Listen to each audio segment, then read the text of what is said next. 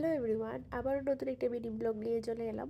আজ ছিল শুভশ্রীর জন্মদিন, তাই আমরা ভাবলাম যে চলো আজ ওর জন্য কিছু একটা করা যাক।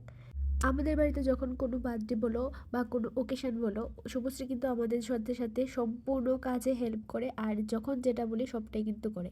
আর আজকে যখন ওর বার্থডে আর ওর বাড়িতে আজকে কোনো কিছু সেলিব্রেট করা হবে না কোনো একটা কারণবশত, তাই হঠাৎ করে আমাদের 8:30 বাজে তখন রাত্রে মনে পড়লো যে চলো আমরা নিয়ে আসি একটা কেক। আর বনু তখন প্রোগ্রাম থেকে এসেছে, বনুর আজকে প্রোগ্রাম ছিল প্রায় 8:30 বাজে তখন এসেছে।